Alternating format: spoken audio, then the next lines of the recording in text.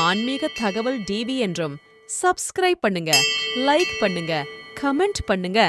ஓம் நம சிவாய். அனைத்து ஆன்மீக நண்பர்களுக்கும் இனிய காலை. இன்னைக்கு ஜூலை 17, ஆடி மாதம் பிறகு. இந்த ஆடி மாதம் ரொம்ப விசேஷமான மாதம், விழாக்கள் நிறைந்த மாதம்.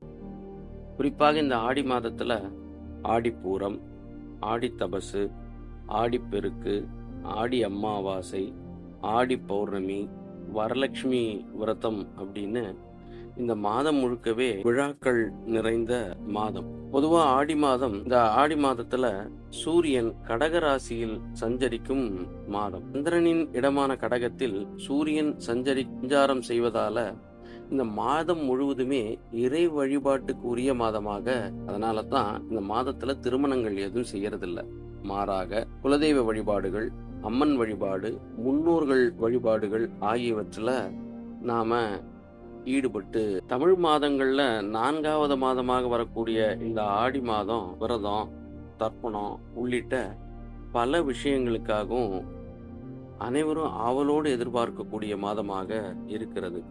குறிப்பாக பெண் தெய்வங்களான அம்மன் வழிபாட்டிற்கு உரிய மாதமாக இந்த ஆடி மாதம். அதே போல பெருமாளுக்குரிய ஏகாதசி விரத நாள் இந்த மாதத்துல 3 முறை வரும். மிகுந்த சிறப்பு. ஆடி அமாவாசை, ஆடி பௌர்ணமி இரண்டுமே இந்த முறை ஞாயிற்றுக்கிழமை வருது. தெய்வ அருள் நிறைந்த மாதமாக இந்த மாதம், தட்சிண காலத்தினுடைய துவக்க மாதமாகவும் இந்த ஆடி மாதம் தெய்வத்தின் அருளையும் முன்னோர்களின் ஆசையும் பெறக்கூடிய வழிபாடுகள், பூஜைகள் செய்ய வேண்டிய மாதமாக நம்முடைய முன்னோர்களால் இந்த மாதம் கடைபிடிக்கப்பட்டு வருது. பொதுவா ஒரு மாதத்துல ஒரு நட்சத்திரம், திதி, கிழமை ஆகியவை ஏதாவது ஒரு தெய்வத்திற்குரியதாகவும் ஒரு தெய்வத்தை வழிபடுவதற்குரியதாகவும் வரும்.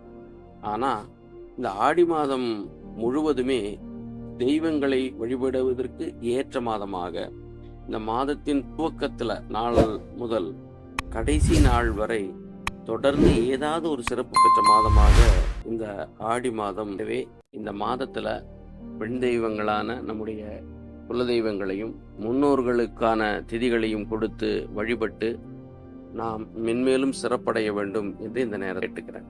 நன்றி.